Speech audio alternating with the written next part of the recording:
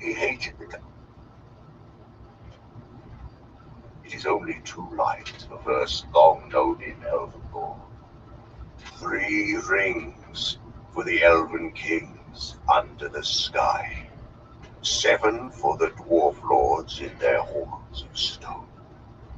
9 for mortal men doomed to die. 1 for the Dark Lord on his dark throne, in the land of Mordor, where the shadows lie. 1 ring to rule them all, 1 ring to fight them, 1 ring to bring them all, and in the darkness fight them, in the land of Mordor, where the shadows lie. Pause. Then said slowly in a deep voice, "This is the master ring of 1 ring. This is the 1 ring that he lost many ages ago to the great weakening of his power. He greatly desires it, but he must not get it." Frodo sat silent, motionless. Fear seemed to stretch out a vast hand, like a dark cloud rising in the east, looming up to engulf him. This ring is that... How on earth did it come to me?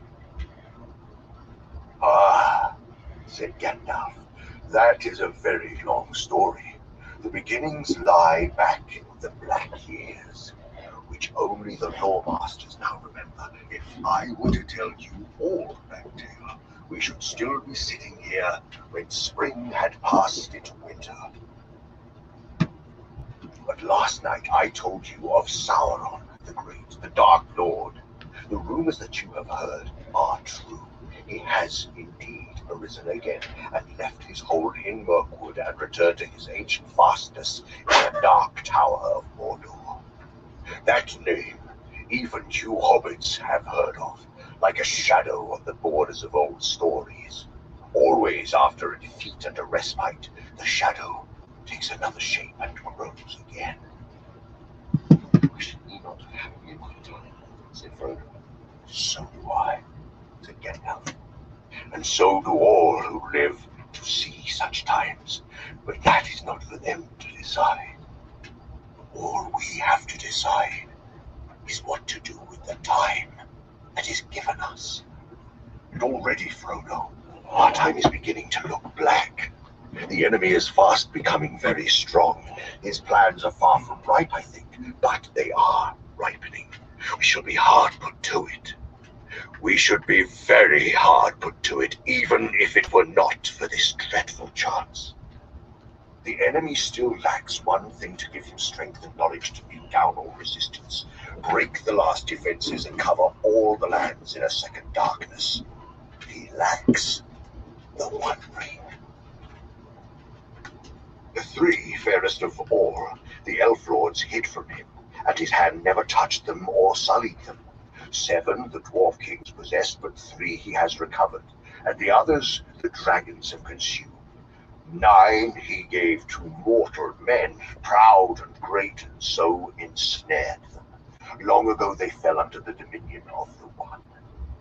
They became ring wraiths, shadows under his great shadow, his most terrible servants. Long ago. It is many a year since the 9 walked forward, yet who knows? As the shadow grows once more, they too may walk again.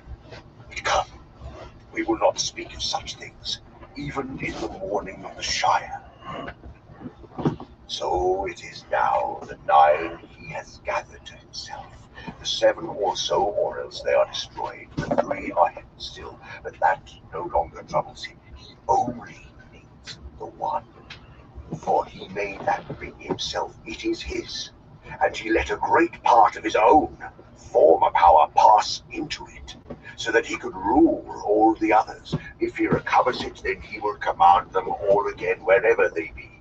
Even the 3, and all that has been wrought with them will be laid bare, and he will be stronger than ever. And this is the dreadful chance, Frodo. He believed that the one had perished, that the elves had destroyed it, as should have been done, but he knows now that it has not perished, that it has been found. So he is seeking it, and all his thought is bent on it. It is his great hope, and our great fear. Why?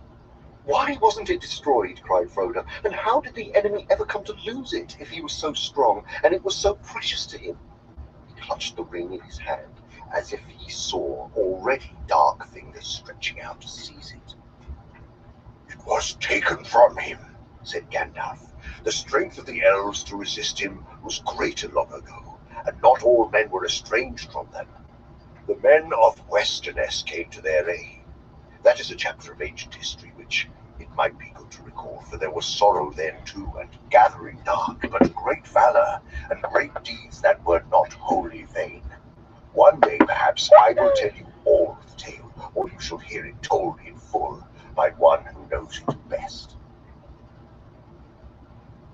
But for the moment, since most of all you need to know how this thing came to you, and that will be tale enough, this is all that I will say. It was Gil-galad, Elven King, and Elendil of Westerness, who overthrew Sauron, though they themselves perished in the deed, and Isildur, Elendil's son, cut the ring from Sauron's hand and took it for his own.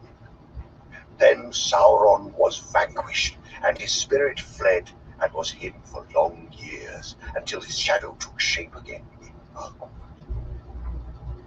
But the ring was lost. It fell into the great river Anduin and vanished. For Isildur was marching north along the east banks of the river, and near the Gladden fields he was waylaid by the orcs of the mountains, and almost all his folk were slain. He leapt into the waters, but the ring slipped from his finger as he swam, and then the orcs saw him and killed him with arrows. And now paused. And there, in the dark pools, amidst the Gladden fields, he said, the ring passed out of knowledge and legend. And even so much of its history is known now only to a few, and the Council of the Wise could discover no more. But at last, I can carry on the story, I think. Long after, but still very long ago, there lived by the banks of the great river, on the edge of Wilderland, a clever-handed and quiet-footed little people. I guess they were of hobbit kind, akin to the fathers of the Stoors, for they loved the river and often swam in it, or made little boats and reeds. There was among them a family of high repute, for it was large and wealthier than most, and it was ruled by a grandmother of the folk, stern and wise in old lore, such as they had. The most inquisitive and curious-minded of that family was called Smeagol.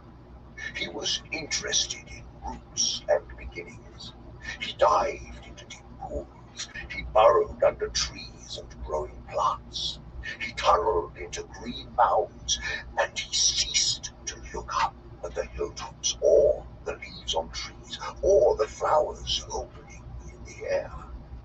His head and his eyes were downward.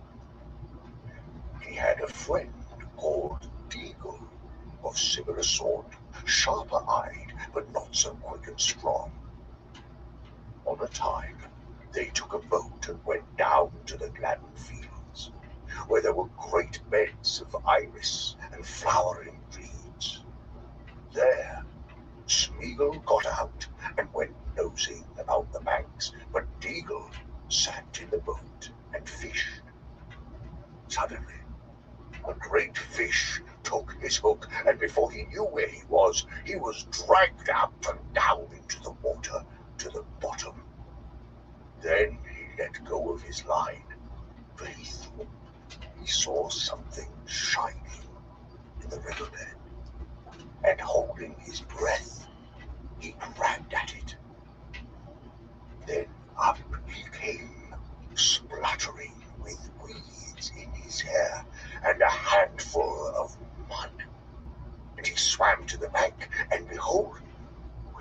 washed the mud away. There, in his hand, lay a beautiful golden ring, and it shone and glittered in the sun, so that his heart was glad.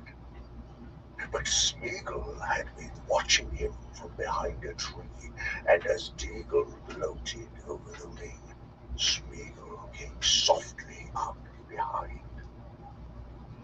"Give us that, Deagle, my love," said Smeagol over his friend's shoulder.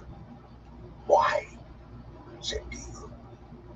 "Because it's my birthday, my love, and I want it," said Smeagol. "I don't care," said Deagle. "I have given you a present already, more than I could afford. I found this, and I'm going to keep it." "Oh, are you indeed, my love?" said Smeagol. And he caught Deagle by the throat and strangled him, because the gold looked so bright and beautiful. Then he put the ring on his finger. No one ever found out what had become of Deagle.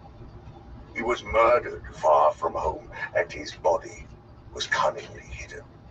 But Smeagol returned alone, and he found that none of his family could see him when he was wearing the ring. He was very pleased with his discovery, and he concealed it, and he used it to find out secrets, and he put his knowledge to crooked and malicious uses. He became sharp-eyed and keen-eared for all that was hurtful. The ring had given him power according to his stature. It is not to be wondered at that he became very unpopular, and was shunned, when visible, by all his relations. They kicked him, and he bit their feet he took to thieving, and going about muttering to himself, and gurgling in his throat. So they called him Gollum, and cursed him, and told him to go far away. And his grandmother, desiring peace, expelled him from the family, and turned him out of her home. He wandered in loneliness, weeping a little for the hardness of the world, and he journeyed up the river till he came to a stream that flowed down from the mountains, and he went that way. He caught fish in deep pools with invisible fingers and ate them raw.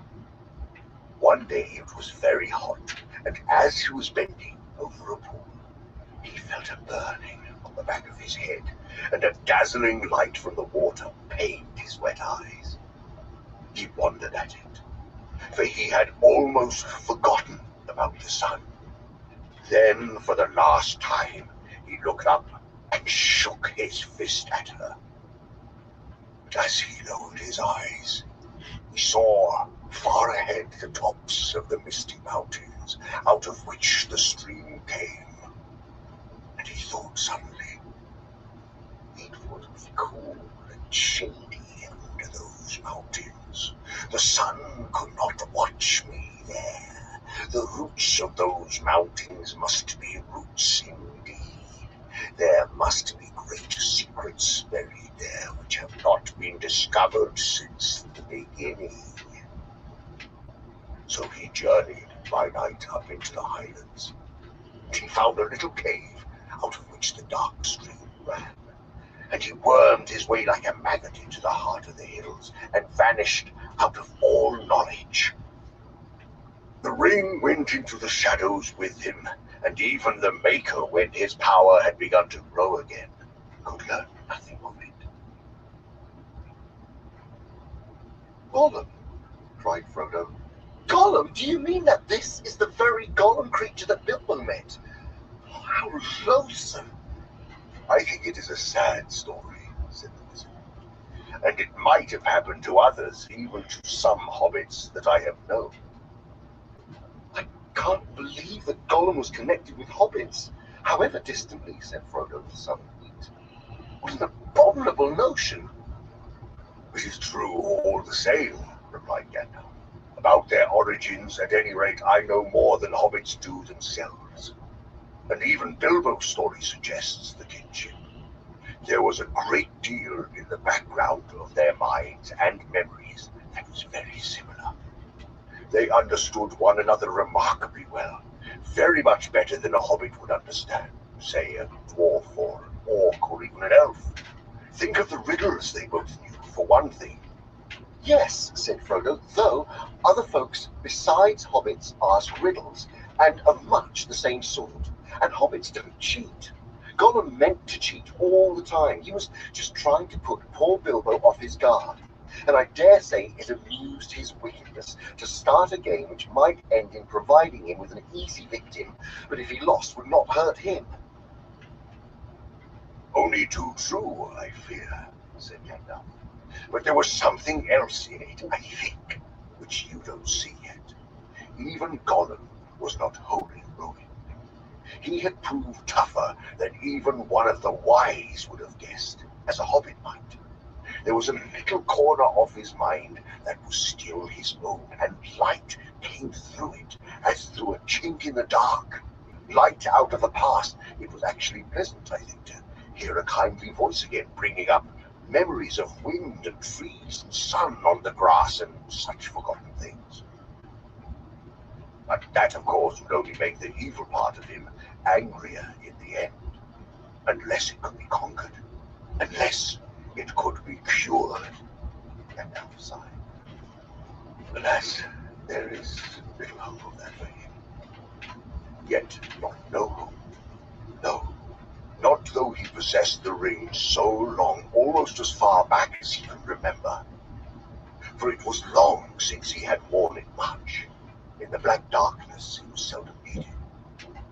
Certainly he had never faded. He is thin and tough still, but the thing was eating up his mind, of course, and the torment had become almost unbearable. All the great secrets under the mountains had turned out to be just empty night. There was nothing more to find out, nothing worth doing, only nasty, furtive eating and resentful remembering. He was altogether wretched. He hated the dark, and he hated light more. He hated everything, and the ring most of all. What do you mean? Said Frodo. Surely the ring was his precious and the only thing he cared for. But if he hated it, why didn't he get rid of it or go away and leave it? You ought to begin to understand, Frodo, after all you have heard, said Gandalf. He hated it and loved it, as he hated and loved himself. He could not get rid of it. He had no will left in the matter. The Ring of Power looks after itself, Frodo. It may slip off treacherously, but its keeper never abandons it. At most, he plays with the idea of handing it on to someone else's care, and that only at an early stage when it first begins to grip. But as far as I know, Bilbo alone in history has ever gone beyond playing and really done it. He needed all my help too, and even so, he would never have just forsaken it or cast it aside. It was not Gollum, Frodo, but the ring itself that decided things. The ring left him. What, just in time to meet Bilbo? Said Frodo. Wouldn't an orc have suited it better? It is no laughing matter, said Gandalf, not for you. It was the strangest event in the whole history of the ring so far. Bilbo's arrival just at that time, and putting his hand on it blindly in the dark. There was more than one power at work, Frodo. The ring was trying to get back to its master. It had slipped from Isildur's hand and betrayed him. Then, when a chance came, it caught poor Tigor, and he was murdered. And after that, Gollum, and it had devoured him. It could make no further use of him. He was too small and mean. And as long as it stayed with him, he would never leave his deep pool again. So now, when its master was awake once more and sending out his dark thought from Mirkwood, it abandoned Gollum. ring to be picked up by the most unlikely person imaginable. Bilbo from the Shire. Behind that, there was something else at work beyond any design of the Ringmaker. I could put it no plainer than by saying that Bilbo was meant to find the ring, and not by its maker, in which case you also were meant to have it. And that may be an encouraging thought. It is not, said Frodo, though I am not sure that I understand you. But how have you learnt all this about the ring and about Gollum? Do you really know it all? Or are you just guessing still? Gandalf to Frodo, and his eyes glinted. I know much, and I have learned much, he answered, but I am not going to give an account of all my doings to you. The history of Elendil and Isildur and the One Ring is known to all the wise. Your ring is shown to be that one ring by the fire writing alone, apart from any other evidence. And when did you discover that? Asked Frodo, interrupting. Just now, in this room, of course, answered the wizard sharply. But I expected to find it. I have come back from dark journeys and long search to make that final test. It is the last proof, and all is now only too clear. Making out Gollum's part and fitting it into the gap in the history required some thought. I may have started with guesses about Gollum, but I am not guessing now. I know. I have seen him. You have seen Gollum? Exclaimed Frodo in a panic. Yes, the obvious thing to do, of course, if one could. I tried long ago, but I have managed it at last. Then what happened after Bilbo escaped? Do you know that? Not so clearly.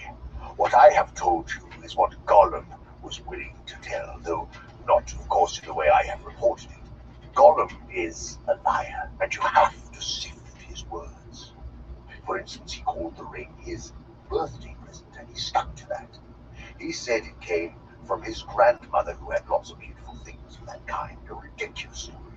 I have no doubt that Smeagol's grandmother was a matriarch, a great person in her way, but to talk of her possessing many elven rings was absurd, and as for giving them away, it was a lie, but a lie with a grain of truth.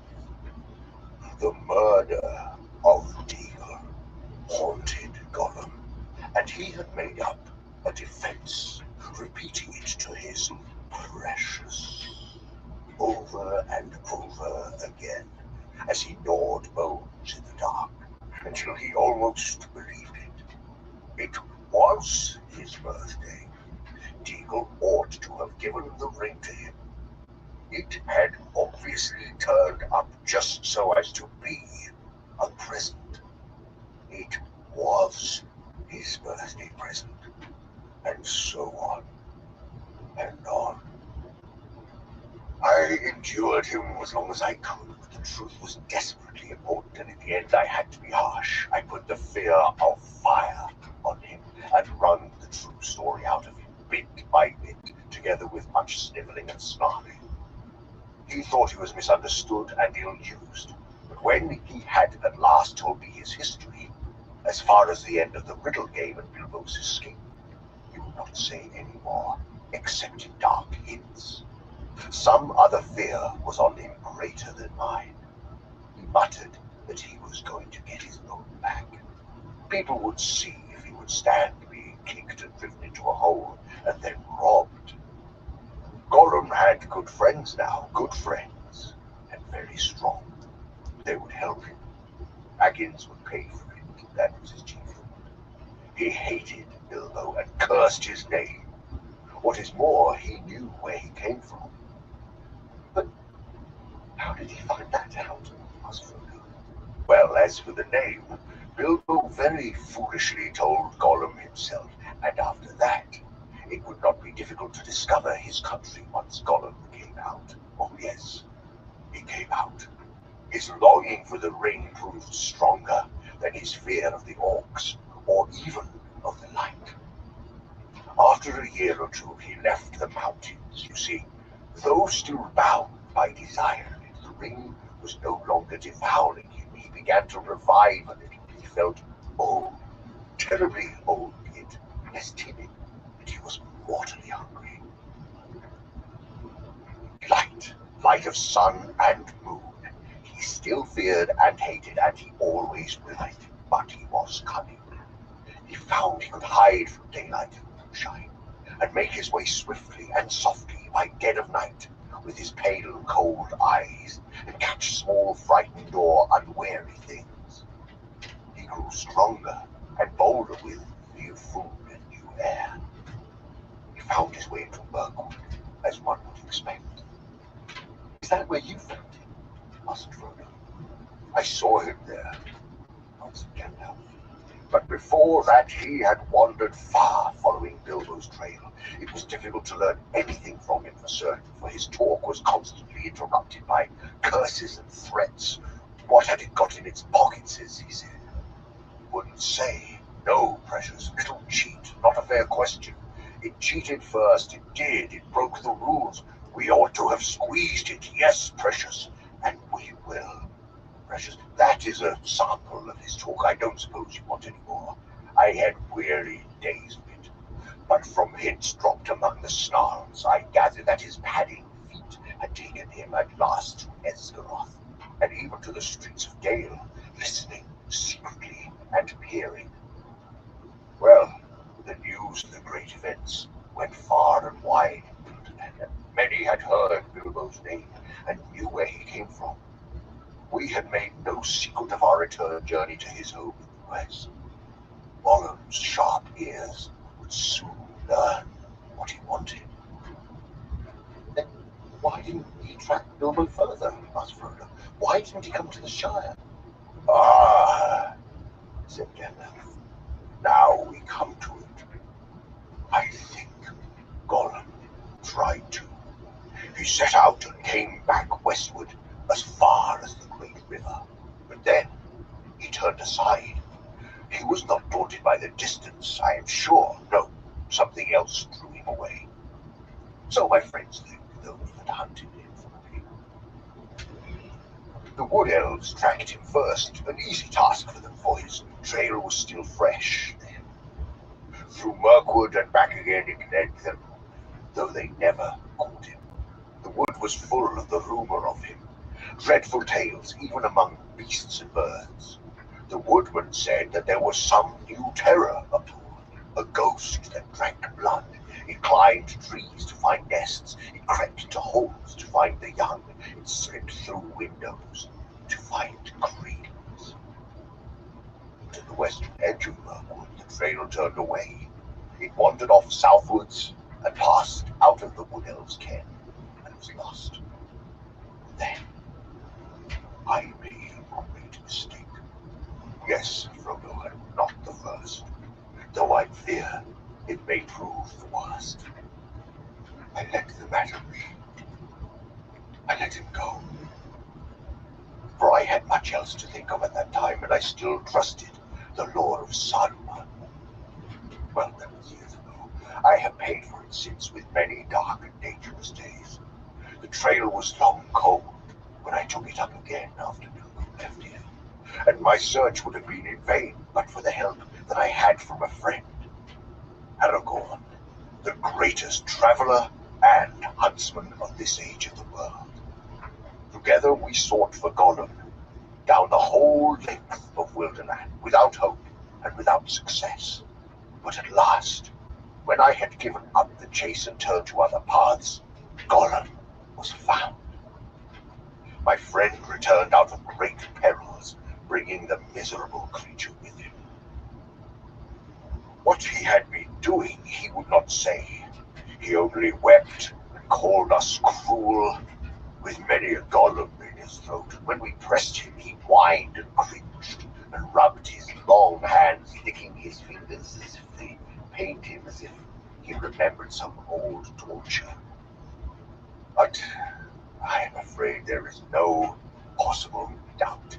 He had made his slow, sneaking way, step by step, mile by mile, south, down at last, to the land of Mordor. A heavy silence fell on the room. Frodo could hear his heart beating. Even outside, everything seemed still. No sound of Sam's cheers could now be heard. Yes, to Mordor, said Gandalf. Alas, Mordor draws all wicked things, and the Dark Power was bending all its will to gather them there. The ring of the enemy would leave its mark too, leave him open to the summons. And all folk were whispering then of the new shadow in the south and its hatred of the west. There were his fine new friends, who would help him in his revenge. Wretched fool! In that land he would learn much, too much for his comfort, and sooner or later, as he lurked and pried on the borders, he would be caught and taken for examination. That was the way of it, I fear.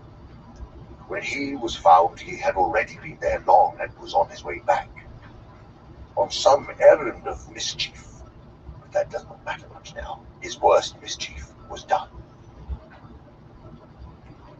Yes, alas, through him the enemy has learned that the One has been found again. He knows where Isildur fell.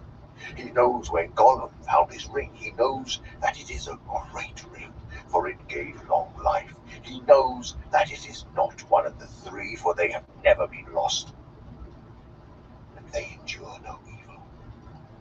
He knows that it is not one of the 7 or the 9, for they are accounted for. He knows that it is the One. And he has at last heard, I think, of hobbits and the Shire. The Shire, he may be seeking for it now, if he has not already found out where it lies. Indeed, Frodo, I fear that he may even think that the long unnoticed name of Baggins has become important. But this is terrible, cried Frodo. Far worse than the worst that I imagined. From your hints and warnings, oh Gandalf, best of friends, what am I to do? For now I am really afraid. What am I to do? What a pity that Bilbo did not stab that vile creature when he had a chance. Pity? It was pity that stayed his hand. Pity and mercy, not to strike without need. And he has been well rewarded, Frodo. Be sure that he took so little hurt from the evil and escaped in the end, because he began his ownership of the ring so, with pity. I'm sorry, said Frodo, but I'm frightened and I do not feel any pity for Gollum. You have not seen him. Enough. No, and I don't want to, said Frodo. I can't understand you. Do you mean to say that you and the elves have let him live on after all those horrible deeds? Now, at any rate, he is as bad as an orc and just an enemy. He deserves death. Deserves it? I dare say he does. Many that live deserve death, and some that die deserve life. And you give it to them. Do not be too eager to deal out death in judgment, for even the very wise cannot see all ends. I have not much hope that Gollum can be cured before he dies, but there is a chance of it, and he is bound up with the fate of the ring. My heart tells me that he has some part to play yet, for good or ill, before the end. And when that comes, the pity of Bilbo may rule the fate of many, yours not least. In any case, we did not kill him. He is very old and very wretched. The wood elves have him in prison. They treat him with such kindness as they can find in their wise hearts. All the same, even if Bilbo could not kill Gollum, I wish he had not kept the ring. I wish he had never found it and that I had not got it. Why did you let me keep it? Why didn't you make me throw it away or destroy it? Let you? Make you, said the wizard. Haven't you been listening to all that I have said? You are not thinking of what you are saying, but as for throwing it away, that was obviously wrong. These rings have a way of being found. In evil hands, it might have done great evil. Worst of all, it might have fallen into the hands of the enemy. Indeed, it certainly would, for this is the one. And he is exerting all his power to find it or draw it to himself. Of course, my dear Frodo, it was dangerous for you, and that has troubled me deeply. But there was so much at stake that I had to take some risk. Though even when I was far away, there has never been a day when the Shire has not been guarded by watchful eyes. As long as you never used it, I did not think that the ring would have any lasting effect on you, not for evil, not at any rate for a very long time. And you must remember that 9 years ago, when I last saw you, I still knew little for certain. But why not destroy it? As you say, should have been done long ago, cried Frodo again. If you had warned me, or even sent me a message, I would have done away with it. Would you? How would you do that? Have you ever tried? No, but I suppose one could hammer it or melt it. Try, said Gandalf. Try now. Frodo drew the ring out of his pocket again and looked at it. It now appeared plain and smooth, without mark or device that he could see. The gold looked very fair and pure, and Frodo thought how rich and beautiful was its colour, how perfect was its roundness. It was an admirable thing, and altogether precious. When he took it out, he had intended to fling it from him into the very hottest part of the fire, but he found now that he could not do so, not without a great struggle. He weighed the ring in his hand, hesitating, and forcing himself to remember all that Gandalf had told him. And then, with an effort of will, he made a movement as if to cast it away. But he found that he had put it back in his pocket. Gandalf laughed grimly. You see, already you too, Frodo, cannot easily let it go, nor will to damage it. And I could not make you, except by force which would break your mind. But as for breaking the ring, force is useless. Even if you took it and struck it with a heavy sledgehammer, it would make no dent in it. It cannot be unmade by your hands or by mine. Your small fire, of course, would not melt even ordinary gold.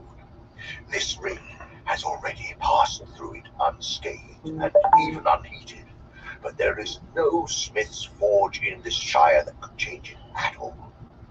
Not even the anvils and furnaces of the dwarves could do that. It has been said that dragon fire could melt and consume the rings of power, but there is not now any dragon left on Earth in which the old fire is hot enough. Nor was there ever any dragon, not even Canagon the Black, who could have harmed the One Ring, the ruling ring, for that was made by Sauron himself. There is only one way: to find the cracks of doom in the depths of Orodruin, the Fire Mountain, and cast the ring in there, if you really wish to destroy it, to put it beyond the grasp of the enemy forever. I do really wish to destroy it, cried Frodo, or well, to have it destroyed. I am not made for perilous quests. I wish I had never seen the ring. Why did it come to me? Why was I chosen? Such questions cannot be answered, said Gandalf. You may be sure that it was not for any merit that others do not possess, not for power or wisdom at any rate. But you have been chosen, and you must therefore use such strength and heart and wits as you have. But I have so little of any of these things. You are wise and powerful. Will you not take the ring? No, cried Gandalf, springing to his feet. With that power, I should have power too great and terrible. and over me the ring would gain a power still greater and more deadly. His eyes flashed, and his face was lit as by a fire within. Do not tempt me, for I do not wish to become like the Dark Lord himself. Yet the way of the ring to my heart is by pity. Pity for weakness and the desire of strength to do good. Do not tempt me. I dare not take it, not even to keep it safe, unused. The wish to wield it would be too great for my strength. I shall have such need of it. Great perils lie before me. He went to the window and drew aside the curtains and the shutters. Sunlight streamed back again into the room. Sam passed along the path outside whistling. And now, said the wizard, turning back to Frodo, the decision lies with you. And I will always help you. He laid his hand on Frodo's shoulder. I will help you bear this burden, as long as it is yours to bear. But we must do something soon. The enemy is moving. There was a long silence. Gandalf sat down again, puffed at his pipe as if lost in thought. His eyes seemed closed, but under the lids he was watching Frodo intently. Frodo gazed fixedly on the red embers on the hearth until they filled all his vision. He seemed to be looking down into profound wells of fire. He was thinking of the fabled cracks of doom, the terror of the fiery mountain. Well, Said Gandalf at last. what are you thinking about? Have you decided what to do? No, answered Frodo, coming back to himself, out of darkness, and finding to his surprise that it was not dark, and that out of the window he could see the sunlit garden. Or perhaps yes. As far as I understand what you have said, I suppose I must keep the ring and guard it, at least for the present, whatever it may do to me. Whatever it may do, it will be slow to evil, if you keep it with that purpose, said Gandalf. Oh, so, said Frodo, but I hope that you may find some other better keeper soon. But in the meanwhile, it seems that I'm a danger to all that live near me. I cannot keep the ring and stay here. I ought to leave Bag End, leave the Shire, leave everything and go away, he sighed. I should like to save the Shire, if I could, though there have been times when I thought the inhabitants too stupid and dull for words, and have felt that an earthquake or an invasion of dragons might be good for them. But I don't feel like that now. I feel that as long as the Shire lies behind, safe and comfortable, I shall find wandering more bearable.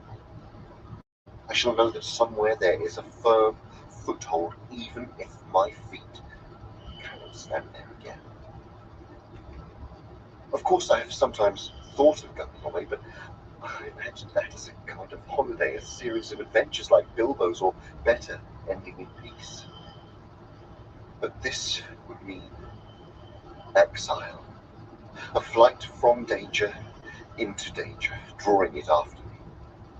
And I suppose I must go alone if I am to do that and save the Shire. But I feel very small and very uprooted and, well, desperate. The enemy is so strong, terrible. He did not tell Gandalf, but as he was speaking, a great desire to follow Bilbo flamed up in his heart. To follow Bilbo and even, perhaps, to find him again. It was so strong that it overcame his fear. He could almost have run out there and then down the road without his hat, as Bilbo had done on a similar morning long ago. My dear Frodo, exclaimed Gandalf, hobbits really are amazing creatures. As I have said before, you can learn all that there is to know about their ways in a month, and yet after 100 years, they can still surprise you at a pinch. I hardly expected to get such an answer, not even from you. But Bilbo made no mistake in choosing his heir, though he little thought how important it would prove. I am afraid you are right. The ring will not be able to stay hidden in the Shire much longer, and for your own sake as well as for others, you will have to go and leave the name of Baggins behind you. That name will not be safe to have outside the Shire or in the wild. I will give you a traveling name now. When you go as Mr. Underhill. But I don't think you need go alone. Not if you know of anyone you can trust and who would be willing to go by your side, and that you would be willing to take to unknown perils. But if you look for a companion, be careful in choosing, and be careful of what you say, even to your closest friends. The enemy has many spies and many ways of hearing. Suddenly he stopped, as if listening. Frodo became aware that all was very quiet, inside and outside. Gandalf crept to one side of the window. Then, with a dart, he sprang to the sill and thrust the long arm out and downwards. There was a squawk, and up came Sam Gamgee's curly head, hauled by one ear. Well, well, bless my beard, said Gandalf. Sam Gamgee, is it now? What may you be doing? Lord bless you, Mr. Gandalf, sir, said Sam. Nothing, leastways I was just trimming the grass border under the window, if you follow me. He picked up his shears and exhibited them as evidence. I don't, said Gandalf grimly. It is some time since I last heard the sound of your shears. How long have you been eavesdropping? Eavesdropping, sir? No, I don't follow you. Begging your pardon, there ain't no eaves at Bag End, and that's a fact. Don't be a fool. What have you heard? And why did you listen? Gandalf's eyes flashed and his brows stuck out like bristles. Mr. Frodo, sir, cried Sam, quaking. Don't let him hurt me, sir. Don't let him turn me into anything unnatural. My old dad would take on so. I meant no harm, on my honour, sir. He won't hurt you, said Frodo, hardly able to keep from laughing, although he was himself startled and rather puzzled. He knows as well as I do that you mean no harm, but just you up and answer his questions straight away. Well, sir, said Sam, dithering a little, I heard a deal that I didn't rightly understand about an enemy in rings and Mr. Bilbo, sir, and dragons and a fiery mountain and elves, sir. Now, I listened because I couldn't help myself, if you know what I mean. Lord bless me, sir, but I do love tales of that sort, and I believe them too, whatever Ted may say. Elf, sir, I would dearly love to see them. Couldn't you take me to see elves, sir, when you go? Suddenly, Gandalf laughed. Come inside, he shouted, putting out both his arms. He lifted the astonished Sam, shears, grass clippings and all, right through the window and stood him on the floor. Take you to see elves, eh? He said, eyeing Sam closely, but with a smile flickering on his face. So, you heard that Mr. Frodo is going away? I did, sir, and that's why I choked, which you heard, seemingly. I tried not to, sir, but it burst out of me. I was so upset. It can't be helped, Sam, said Frodo sadly.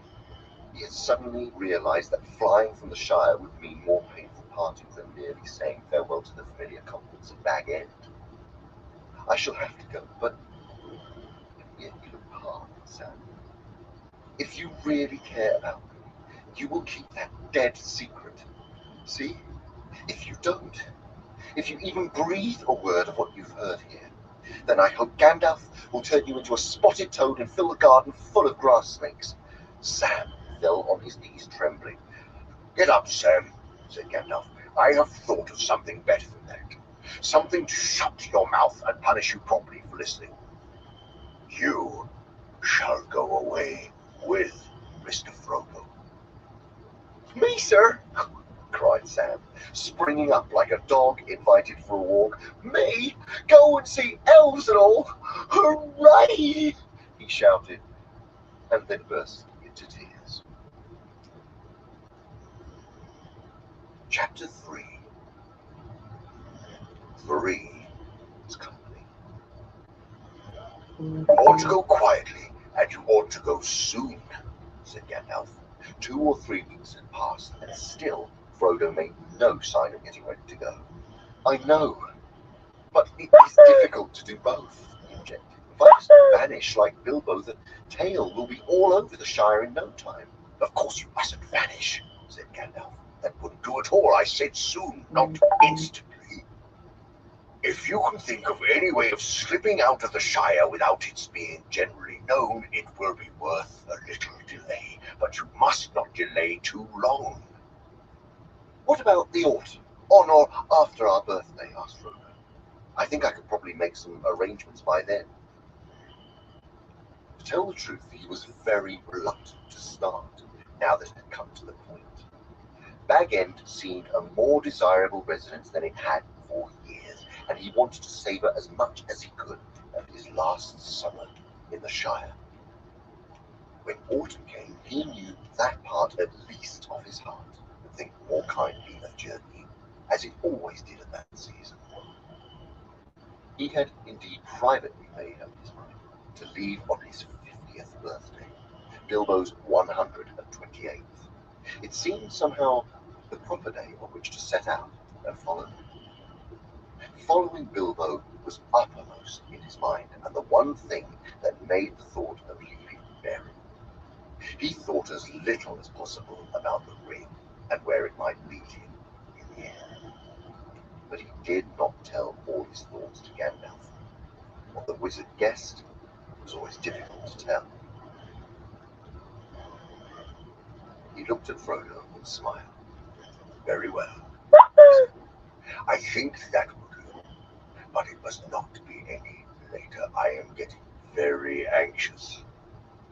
In the meanwhile, do take care and don't let out any hint of where you are going. And see that Sam Gamgee does not talk. If he does, I really shall turn him into a toad. As for where I'm going, said Frodo, it would be difficult to give that away, for I have no clear idea myself yet. Don't be absurd, said Gandalf. I'm not warning you against leaving an address at the post office, but you are leaving the Shire, and that should not be known until you are far away. And you must go, or at least set out, either north, south, west, or east, and the direction should certainly not be known. I have been so taken up with the thoughts of leaving Bag End and of saying farewell that I have never even considered the direction, said Frodo. For where am I to go? And by what shall I steer? What is to be my quest? Bilbo went to find a treasure, there and back again, but I go to lose one and not return as far as I can see. But you cannot see very far, said Gandalf. Neither can I. It may be your task to find the cracks of doom, but that quest may be for others. I do not know. At any rate, you are not ready for that long road yet. No, indeed, said Frodo. But in the meantime, what course am I to take? Towards danger, but not too rashly, nor too straight, answered the wizard. If you want my advice, make for Rivendell. That journey should not prove too perilous, though the road is less easy than it was, and it will grow worse as the year fails. Rivendell, said Frodo. Very good. I will go east, and I will make for Rivendell. I will take Sam to visit the elves. He will be delighted. He spoke lightly, but his heart was moved suddenly with a desire to see the house of Elrond Half-Elven and breathe the air of that deep valley where many of the fair folk still dwelt in peace. One summer's evening, an astonishing piece of news reached the Ivy Bush and Green Dragon. Giants and other portents on the borders of the Shire were forgotten for more important matters. Mr. Frodo was selling Bag End. Indeed, he had already sold it to the Sackville Bagginses. "For a nice bit too," said some. At a bargain price, said others. And that's more likely when Mistress Lobelia's the buyer.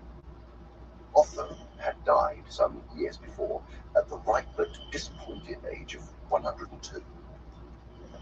Just why Mr. Frodo was selling his beautiful hole was even more debatable than the price.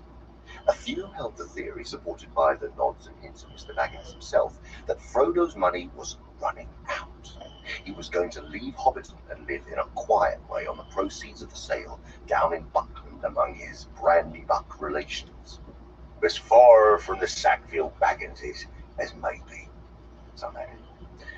But so firmly fixed had the notion of the immeasurable wealth of the Bagginses of Bag End become that most found this hard to believe, harder than any other reason or unreason that their fancy could suggest. For most it suggested a dark and yet unrevealed plot by Gandalf. Though he kept himself very quiet and did not go about by day, it was well known that he was hiding up in the Bag End. But however a removal might fit in with the designs of his wizardry, there was no doubt about the fact. Frodo Baggins was going back to Buckland. Yes, I shall be moving this autumn, he said. Mary Brandybuck is looking out for a nice little hole for me, or perhaps a small house. As a matter of fact, with Mary's help, he had already chosen and bought a little house at Crickhollow in the country beyond Bucklebury. To all but Sam, he pretended he was going to settle down there permanently. The decision to set out eastwards had suggested the idea to him, for Buckland was on the eastern borders of the Shire, and as he had lived there in childhood, his going back would at least seem credible. Gandalf stayed in the Shire for over 2 months. Then one evening, at the end of June, soon after Frodo's plan had been finally arranged, he suddenly announced that he was going off again next morning. Only for a short while, I am, he said.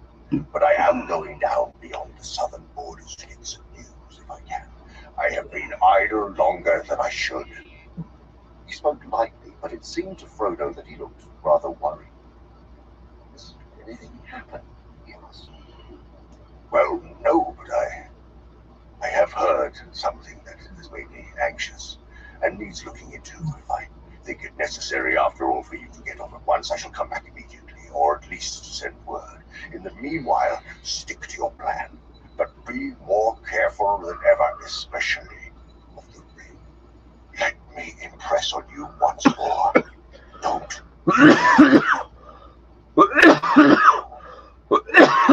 Any day, he said. At the very least, go back for the farewell party. I think, after all, you may need my company on the road. First, Frodo was disturbed. Uneasiness wore off, and in the fine weather, he forgot his troubles for a while. The Shire had seldom seen so fair a summer, or so rich in fruit.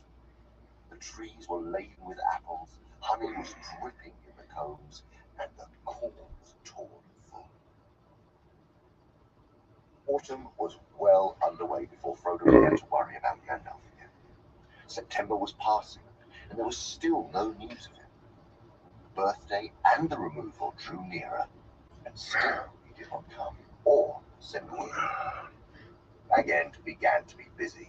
Some of Frodo's friends had helped. There was Fredegar Bolger and Folko Boffin, and of course his special friends, pt.2 and Merry Brandybuck. Between them, they turned the whole place upside down. On September the 20th, 2 covered carts went off, laden to Buckland, conveying the furniture and goods that Frodo had not sold to his new home, by way of the Brandywine Bridge. The next day, Frodo became really anxious, and kept a constant lookout for Gandalf. Thursday, his birthday morning, dawned as fair and clear as it had long ago for Bilbo's great party. Still, Gandalf did not appear. In the evening, Frodo gave his farewell feast. It was quite small, just a dinner for himself and his 4 helpers. But he was troubled and felt in no mood for it. The thought that he would so soon have to part with his young friends weighed on his heart. He wondered how he would break it to them. The 4 younger hobbits were, however, in high spirits, and the party soon became very cheerful in spite of Gandalf's absence. The dining room was bare except for a table and chairs, but the food was good, and there was good wine. Frodo's wine had not been included in the sale to the Sackville Bagginses. Whatever happens to the rest of my stuff when the SBs get their claws on it, at any rate, I have found a good home for this, said Frodo, as he drained his glass. It was the last drop of old Wynyard's. When they had sung many songs and talked of many things they had done together, they toasted Bilbo's birthday, and they drank his health and Frodo's together, according to Frodo's custom. Then they went out for a sniff of air and a glimpse of the stars, and then they went to bed. Frodo's party was over. Gandalf had not come. The next morning they were busy packing another cart with the remainder of the luggage. Merry took charge of this and drove off with Fatty, that is, Fredegar Bolger. "Someone must get there and warn the house before you arrive," said Merry. "Well, see you later, the day after tomorrow, if you don't go to sleep on the way." Folko went home after lunch, but Pippin remained behind. Frodo was restless and anxious, listening in vain for a sound of Gandalf. He decided to wait until nightfall. After that, if Gandalf wanted him urgently, he would go to Crick Hollow, and might even get there first. Frodo was going on foot. His plan, a pleasure and a last look at the Shire, as much as any other reason, was to walk from Hobbiton to Bucklebury Ferry, taking it fairly easy. "I shall get myself a bit into training too," he said, looking at himself in a dusty mirror in the half-empty hall. He had not done any strenuous walking for a long time, and the reflection looked rather flabby, he thought. After lunch, the Sackville Bagginses, Lobelia and her sandy-haired son Lotho turned up, much to Frodo's annoyance. "Ours at last," said Lobelia as she stepped inside. It was not polite, nor strictly true, for the sale of Bag End did not take effect until midnight. But Lobelia can perhaps be forgiven. She had been obliged to wait about 77 years longer for Bag End than she once hoped, and she was now 100 years old. Anyway, she had come to see that nothing she had paid for had been carried off, and she wanted the keys. It took a long while to satisfy her, as she had brought a complete inventory with her and went right through it. In the end, she departed with Lotho and the spare key, and the promise that the other key would be left at the Gamgees in Bagshot Row. She snorted and showed plainly that she thought the Gamgees capable of plundering the whole during the night. Frodo did not offer her any tea. He took his own tea with Pippin and Sam Gamgee in the kitchen. It had been officially announced that Sam was coming to Buckland to do for Mr. Frodo and look after his bit of garden. An arrangement that was approved by the gaffer, though it did not console him for the prospect of having Lobelia as a neighbour. "A last meal at Bag End," said Frodo, pushing back his chair. They left the washing up for Lobelia. Pippin and Sam strapped up their 3 packs and piled them in the porch. Pippin went out for a last stroll in the garden. Sam disappeared. The sun went down. Bag End seemed sad, gloomy, and dishevelled. Frodo wandered round the familiar rooms and saw the light of the sunset fade on the walls, and shadows creep out of the corners. It grew slowly dark indoors. He went out and walked down to the gate, and then on a short way down the hill road. He half expected to see Gandalf come striding up through the dusk. The sky was clear and the stars were growing bright. "It's going to be a fine night," he said aloud. "That's good for a beginning. I feel like walking. I can't bear any more hanging about. I'm going to start, and Gandalf must follow me." He turned to go back and then stopped, for he heard voices just round the corner by the end of Bagshot Road. One voice was certainly the old gaffer's. The other was strange and somehow unpleasant. He could not make out what it said, but he heard the gaffer's answers, which were rather shrill. The old man seemed put out. No, Mr. Baggins has gone away. Went this morning. And my son went with him, and anyway, all his stuff went, yes, sold out and gone, I tell you. Why? But why's none of my business, or yours.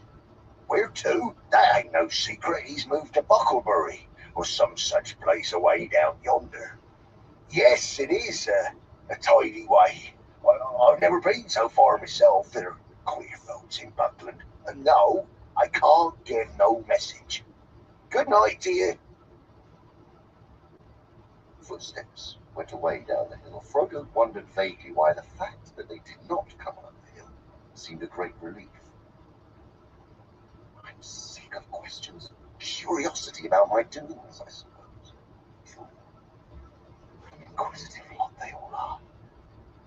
He had half a mind to go and ask the gaffer who the inquirer was, but he thought better, or worse, of it, and turned and walked quickly back to Bag End. Pippin was sitting on his pack in the porch. Sam was not there. Frodo stepped inside the dark door. "Sam?" he called. "Sam! Pine!" "Coming, sir!" came the answer from far within, followed soon by Sam himself, wiping his mouth. He had been saying farewell to the beer barrel in the cellar.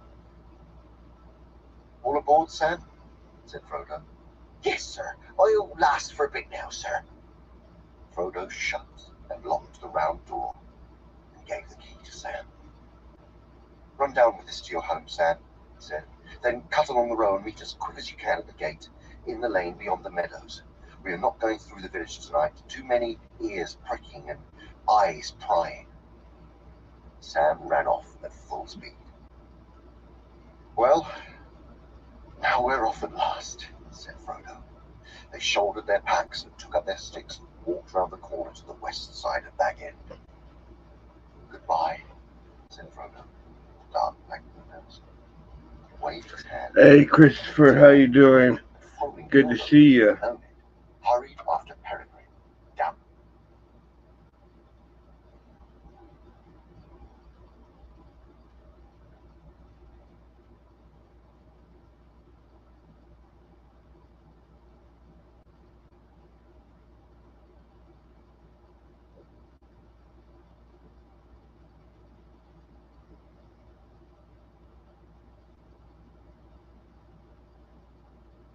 Salut Chris, j'espère que tu vas bien.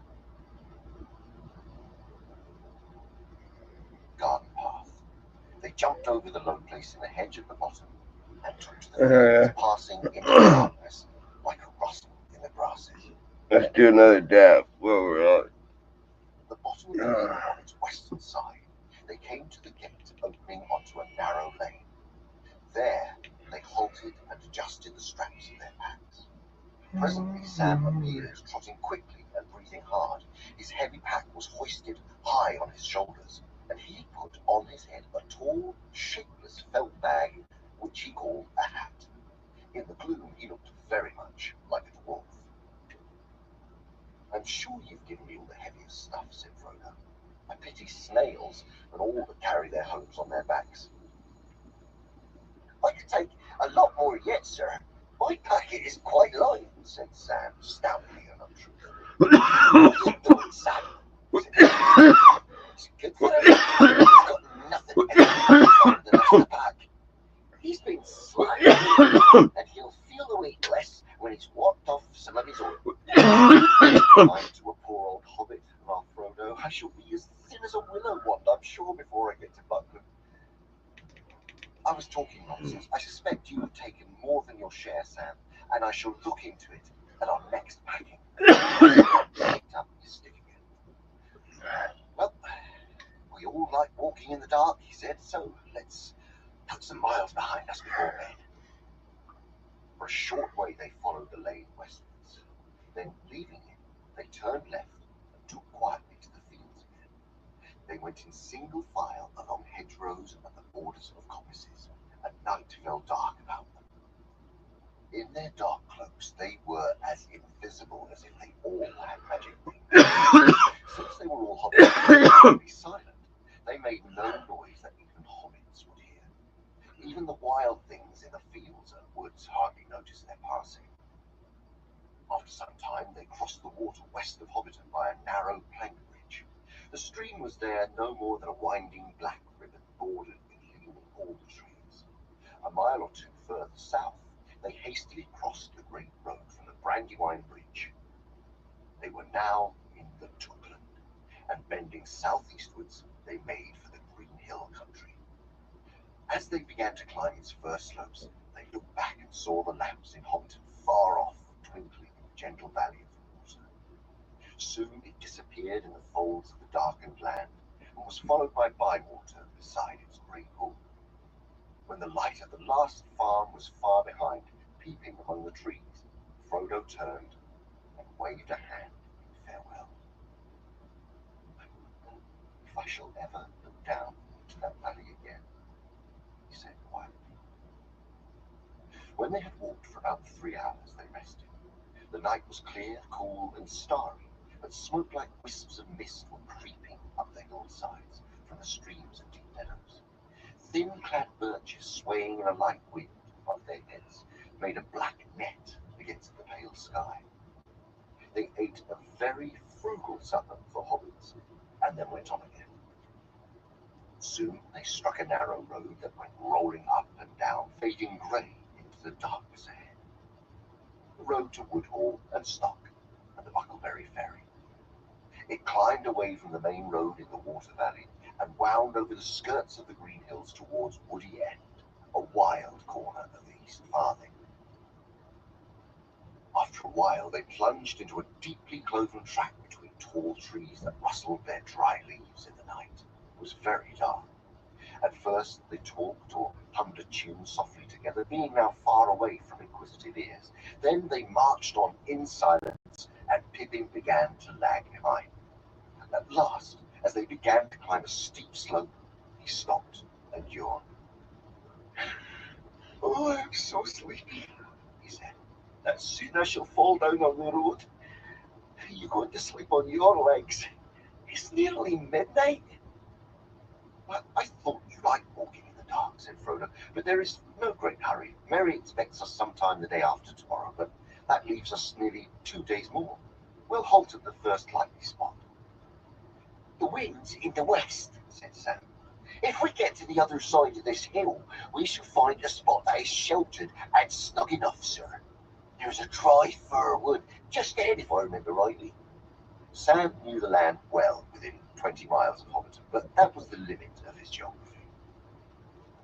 Just over the top of the hill, they came on a patch of fir wood. Leaving the road, they went into the deep, resin-scented darkness of the trees and gathered dead sticks and cones to make a fire. Soon they had a merry crackle of flame at the foot of a large fir tree, and they sat round it for a while, till they began to nod. Then, each in an angle of the great tree's roots, they curled up in their cloaks and blankets, and were soon fast asleep. They set no watch. Even Frodo feared no danger yet, for they were still in the heart of the Shire. Few creatures came and looked at them when the fire had died away. A fox, passing through the wood on business of his own, stopped several minutes and sniffed. "Hobbits," he thought. "Well, what next? I have heard of strange doings in this land, but I have seldom heard of a hobbit sleeping out of doors under a tree. 3 of them. There's something mighty queer behind this." He was quite right, but he never found out any more about it. The morning came, pale and clammy. Frodo woke up first and found that a tree root had made a hole in his back and that his neck was stiff. Walking for pleasure, why didn't I drive, he thought, as he usually did at the beginning of an expedition. All my beautiful feather beds were sold to the Sackville Bagginses. These tree roots would do them good. He stretched. "Wake up, hobbits!" he cried. "It's a beautiful morning." "What's beautiful about it?" said Pippin, peering over the edge of his blanket with one eye. "Sam, get breakfast ready for 9:30. Have you got the bath water hot?" Sam jumped up, looking rather bleary.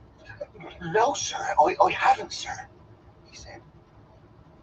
Frodo stripped the blankets from Pippin and rolled him over, and then walked off to the edge of the wood. Away eastward, the sun was rising, red out of the mists that lay thick on the world. Touched with gold and red, the autumn trees seemed to be sailing, rootless, in a shadowy sea. A little below him to the left, the road ran down steeply into a hollow and disappeared. When he returned, Sam and Pippin had got a good fire going. "Water!" shouted Pippin. "Where's the water?"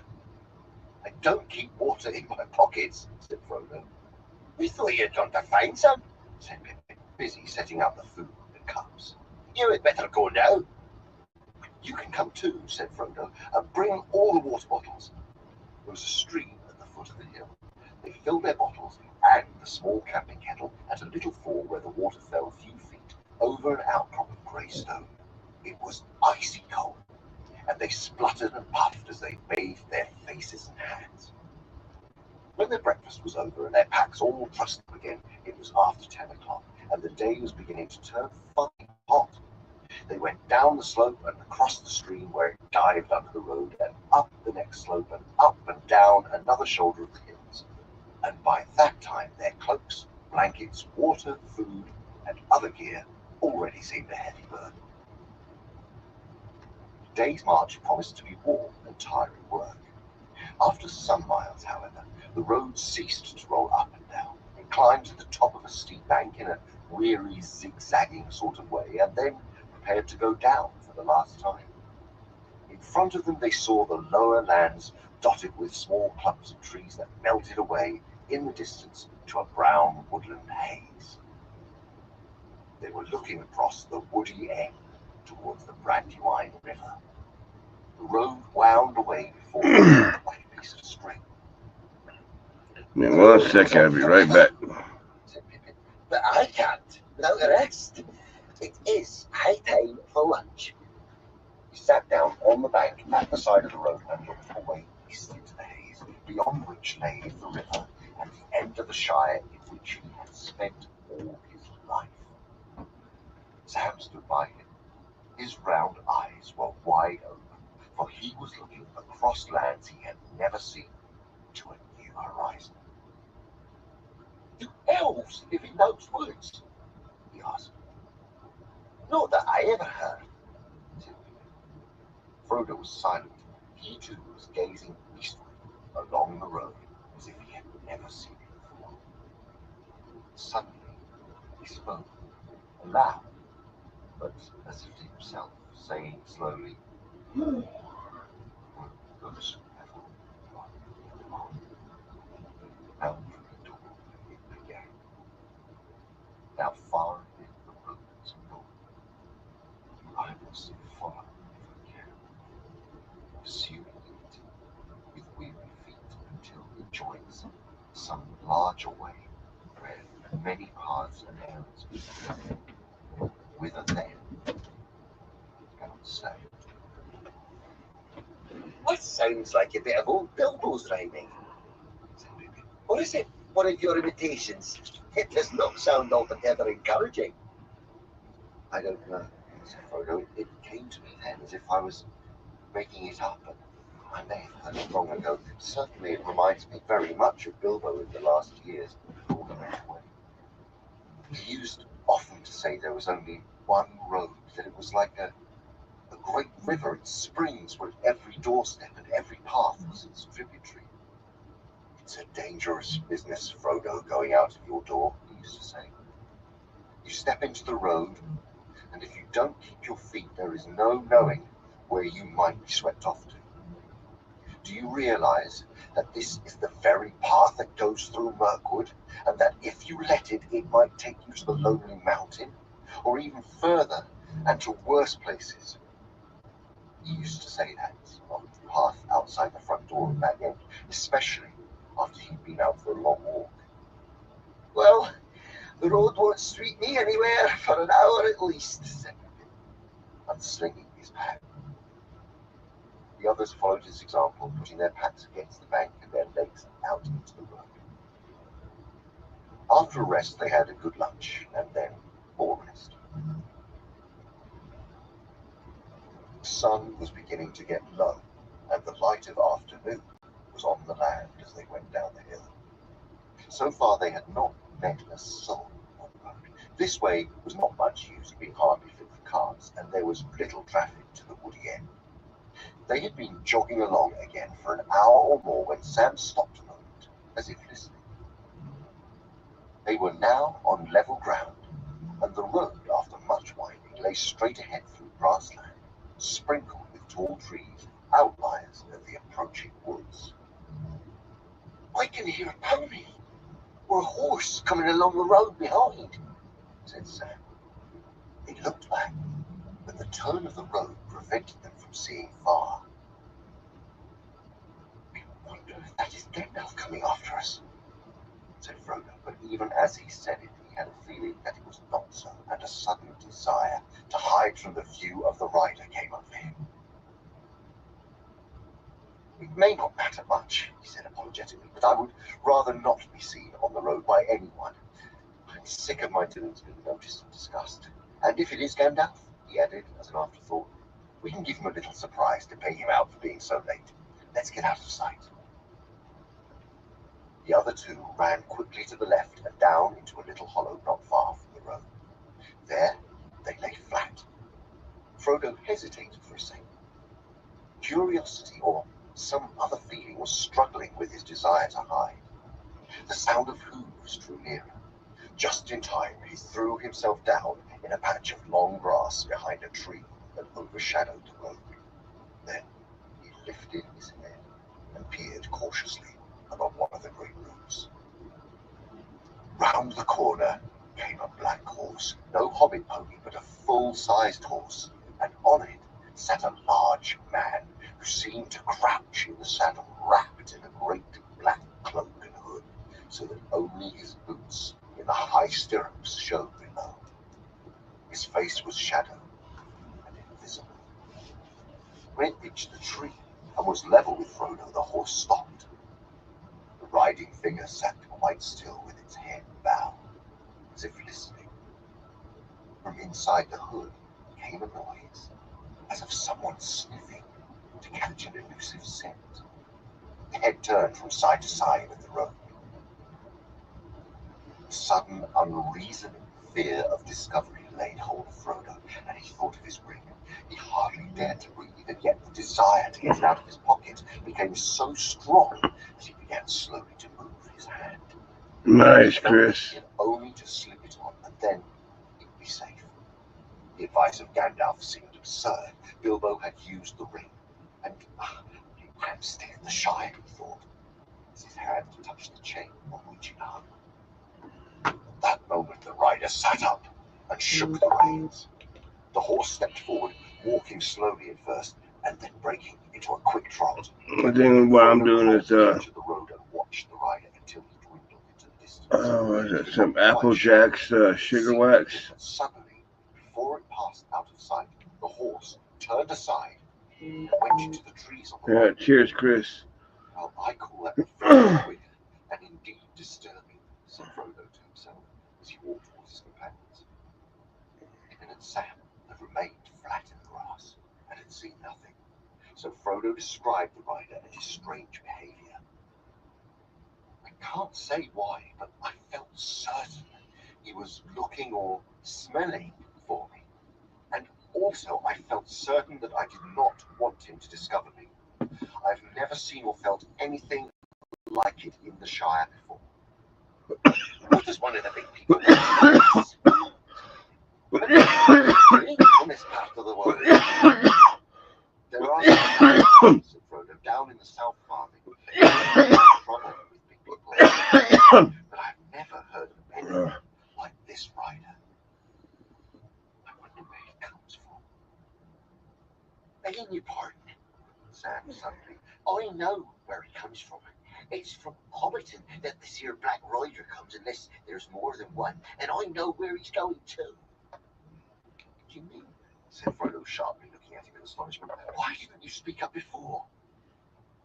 I've only just remembered, sir. It was It was like this. When I got back to our home yesterday evening with the key, my dad, he says to me, "Hello, Sam," he says, "I thought you were away with Mr. Frodo this morning.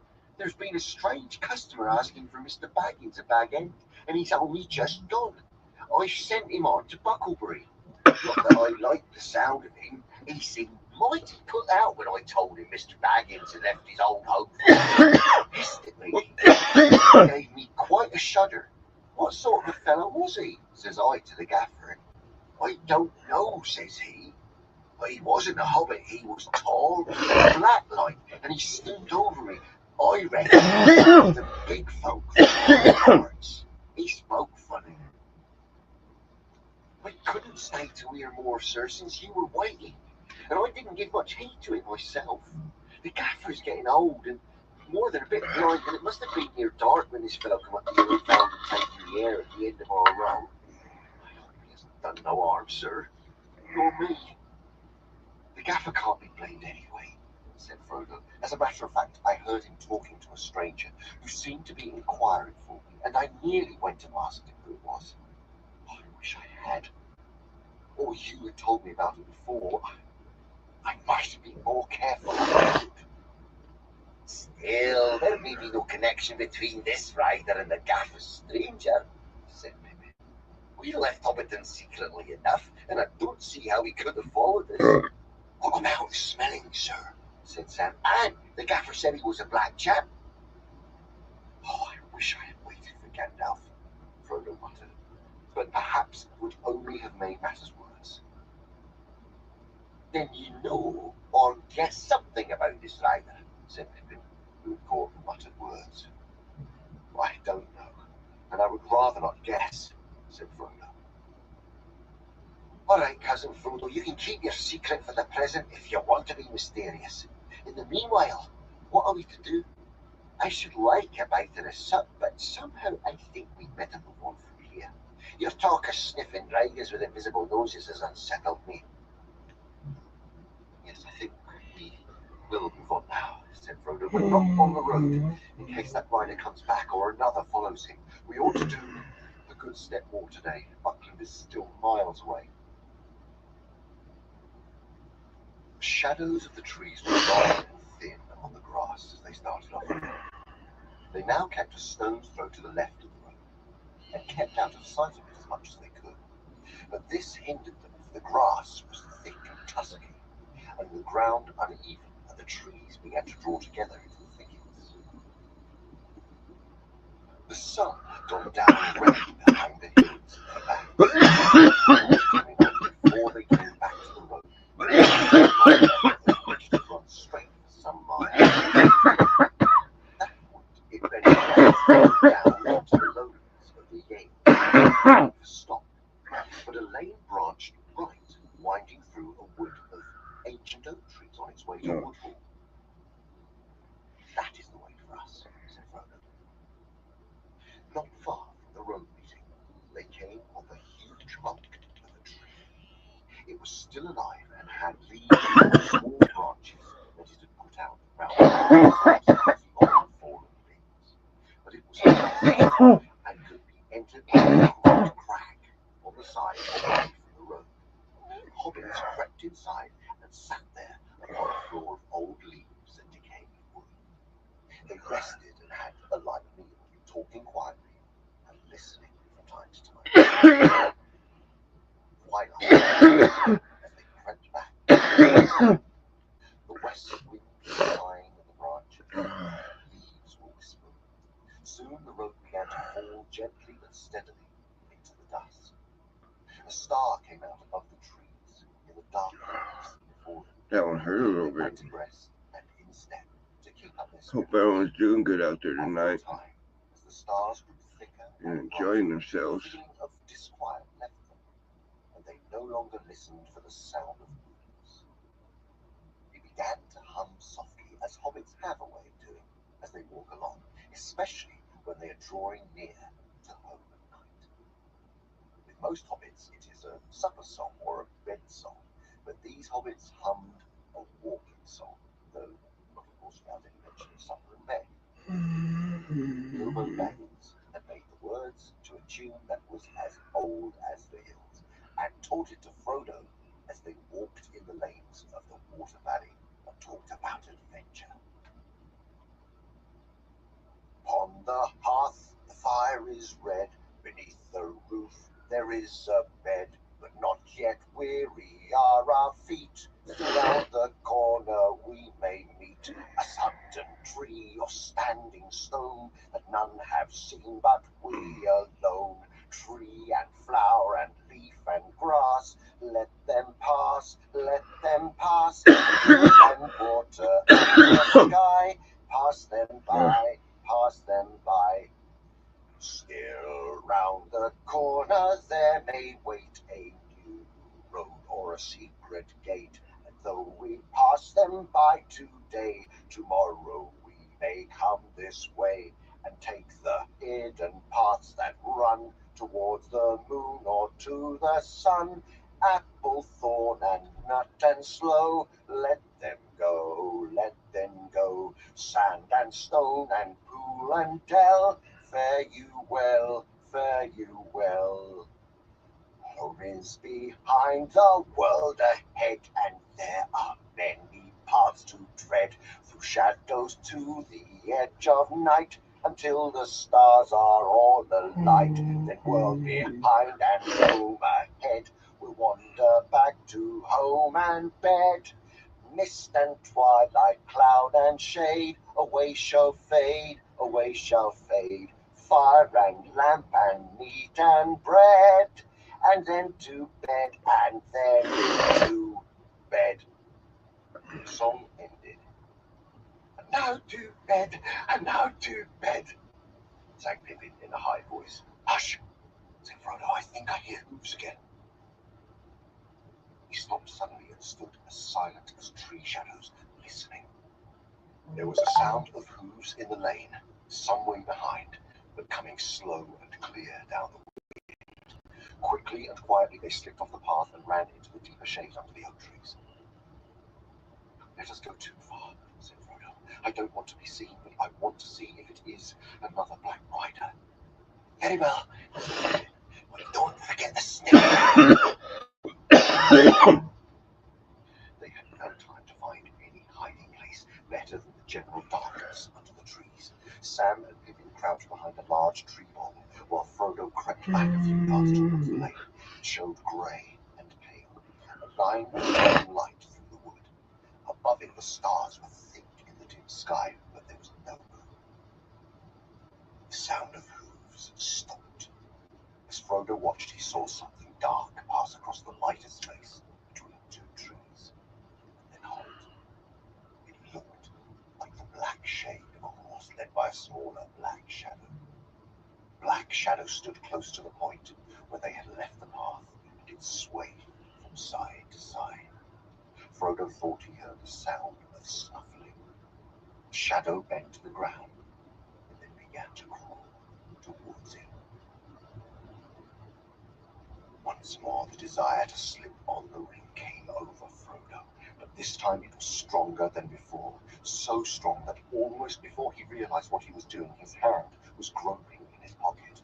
But at that moment there came a sound like mingled song and laughter. Clear voices rose and fell in the starlit air. The black shadow straightened up and retreated. It climbed onto the shadowy horse and seemed to vanish across the lane into the darkness on the other side. Frodo breathed again. Elves! Exclaimed Sam in a hoarse whisper. Elves, sir! He would have burst out of the trees and dashed off towards the voices if they had not pulled him back. Yes, it is elves, said Frodo. One can meet them sometimes in the woody end. They don't live in the Shire, but they wander into it in spring and autumn, out of their own lands, away beyond the Tower Hills. I am thankful that they do. You did not see that Black Rider stopped just here and was actually crawling towards us when the song began. As soon as he heard the voices, he slipped away. What about the elves? Said Sam, too excited to trouble about the rider. Can't we go and see them? Listen, they're coming this way. said Frodo. We have only to wait. Singing drew nearer. One clear voice rose now above the others. It was singing in the fair elven tongue, of which Frodo knew only a little, and the others knew nothing. Yet the sound, blending with the melody, seemed to shape itself in their thought into words which they only partly understood. This was the song as Frodo heard it. Snow White, oh lady, oh queen beyond the western seas, oh light to us that wander here, amid the world of woven trees. Gilthorny yellow Albereth, where are thy eyes and bright fields now bright and clear? The song ended. These are high elves. They spoke the name of Elbereth. Few of that fairest folk are ever seen in the Shire. Not many now remain in Middle-earth, east of the Great Sea. This is indeed a strange chance. The hobbits sat in shadow by the wayside. Before long, the elves came down the lane towards the valley. They passed slowly, and the hobbits could see the starlight glimmering on their hair and in their eyes. They bore no lights, yet as they walked, a shimmer, like the light of the moon, above the rim of the hills before rises, seemed to fall about their feet. They were now silent, and as the last elf passed, he turned and looked towards the hobbits and laughed. "Hail, Frodo," he cried. "You are abroad late, or are you perhaps lost?" Then he called aloud to the others, and all the company stopped and gathered round. "This is indeed wonderful," he said. "3 hobbits in a wood at night. We have not seen such a thing since Bilbo went away. What is the meaning of it?" "The meaning of it, fair people," said Frodo, "is simply that we seem to be going the same way as you are. I like walking under the stars, but I would welcome your company." "But we have no need of other company, and hobbits are so dull," they laughed. "And how do you know that we go the same way as you, for you do not know whither we are going?" "And how do you know my name?" asked Frodo in return. "We know many things," they said. "We have seen you often before with Bilbo, though you may not have seen us." "Who are you? Who is your lord?" asked Frodo. "I am Gildor," answered their leader, the elf who had first hailed him. "Gildor Inglorion, of the House of Finrod. We are exiles, and most of our kindred have long ago departed, and we too are now only tarrying here a while, ere we return over the great sea. But some of our kinsfolk dwell still in peace in Rivendell. Come now, Frodo, tell us what you are doing, for we see that there is some shadow of fear upon you." "Oh, wise people," interrupted the English, "tell us about the Black Riders." "Black Riders," we said in low voices. "Why do you ask about Black Riders?" "Because 2 Black Riders have overtaken us today, or one has done so twice," said Pippin. "Only a little while ago, he slipped away as you drew near." The elves did not answer at once, but spoke together softly in their own tongue. At length Gildor turned to the hobbits. "We will not speak of this here," he said. "We think you had best come now with us. It is not our custom, but for this time we will take you on our road, and you shall lodge with us tonight if you will." "Oh, fair folk, this is good fortune beyond my hope," said Pippin. Sam was speechless. "I thank you indeed, Gildor Inglorium," said Frodo, bowing. "Elensila lumen omnitialvo." Star shines on the hour of our meeting, he added in the High Elven speech. "Be careful, friends," cried Gildor, laughing. "Speak no secrets. Here is a scholar in the ancient tongue. Bilbo was a good master. Hail, elf friend," he said, bowing to Frodo. "Come now with your friends and join our company. You had best walk in the middle, so that you may not stray. You may be weary before we are." "But why? Where are you going?" asked Frodo. "For tonight we go to the woods on the hills above Woodhall. It is some miles, but you shall have rest at the end of it, and it will shorten your journey tomorrow." They now marched on again in silence and passed like shadows and faint lights, for elves, even more than hobbits, could walk when they wished without sound or footfall. Pippin soon began to feel sleepy and staggered once or twice, but each time a tall elf at his side put out his arm and saved him from a fall. Sam walked along at Frodo's side as if in a dream, with an expression on his face half of fear and half of astonished joy.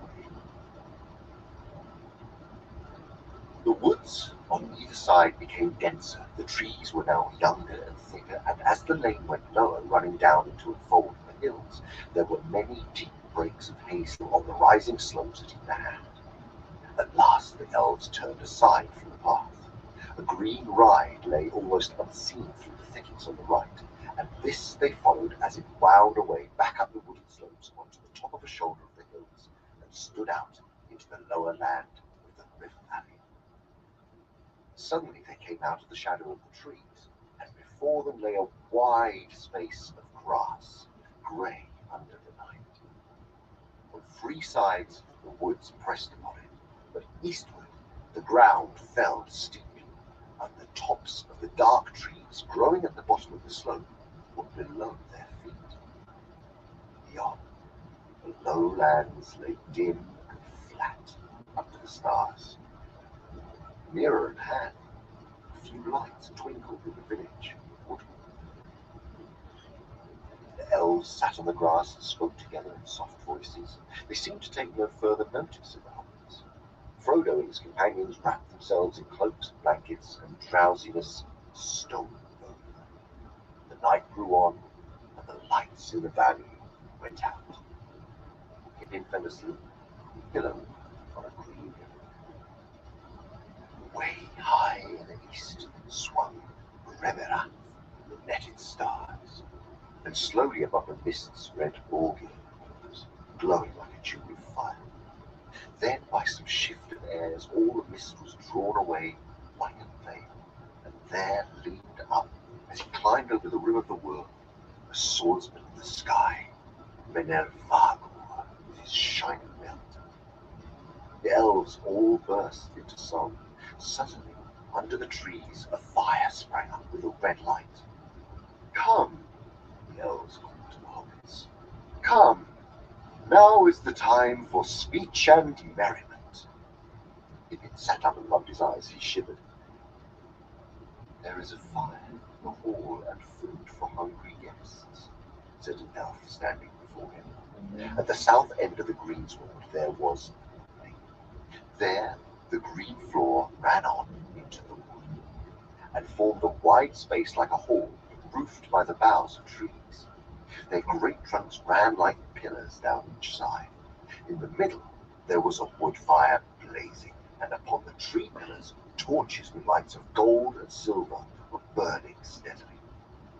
The elves sat round the fire upon the grass, or upon the sawn rings of old trunks. Some went to and fro bearing cups and pouring drink. Others brought food on heaped plates and dishes. "This is poor fare," they said to the hobbits, "for we are lodging in the greenwood, far from our halls.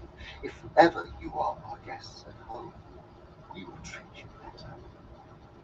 It seems to me good enough for a birthday party, said Frodo. Pippin afterwards recalled little of either food or drink, for his mind was filled with the light upon the elf faces and the sound of voices so various and so beautiful that he felt an awakening dream. But he remembered that there was bread, surpassing the savour of a fair white loaf to one who is starving, and fruits sweet as wild berries and richer than the tended fruits of gardens. He drained a cup that was filled with a fragrant draught, cool as a clear fountain, golden as a summer afternoon. Sam could never describe in words, nor picture clearly to himself what he felt or thought that night, though it remained in his memory as one of the chief events of his life. The nearest he ever got was to say, "Well, sir, if I could grow apples like that, I would call myself a gardener." But it was the singing that went to my heart, if you know what I mean. Frodo sat eating, drinking, and talking with delight, but his mind was chiefly on words spoken. He knew a little of speech and listened eagerly. Now and again, he spoke to those that served him and thanked them in their own language. They smiled at him and said, laughing, "Here is a Jew among hobbits." After a while, Pippin fell fast asleep and was lifted up and borne away to a bower under the trees. There he was laid upon a soft bed and slept the rest of the night away. Sam refused to leave his master. When Pippin had gone, he came and sat curled up at Frodo's feet, where at last he nodded and closed his eyes. Frodo remained long awake, talking with Gildo. They spoke of many things, old and new, and Frodo questioned Gildo much about happenings in the wide world outside the Shire. The tidings were mostly sad, ominous, of gathering darkness, the wars of men, the flight of the elves. At last Frodo asked the question that was nearest to his heart. "Tell me, Gildo, have you ever seen Bilbo since he left us?" Bilbo smiled. "Yes," he answered, "twice. He said farewell to us on this very spot. But I saw him once again, far from here. He would say no more about Bilbo." Frodo fell silent. "You do not ask me or tell me much that concerns yourself, Frodo," said Gildo. "But I already know a little, and I can read more in your face and in the thought behind your questions. You are leaving the Shire, and yet you doubt that you will find what you seek, or accomplish what you intend, or that you will ever return. It's not quite so." "It is," said Frodo. "But I thought my knowing was a secret, or maybe to Gandalf and my faithful." Alright, everyone, I'm gonna call into this live for tonight.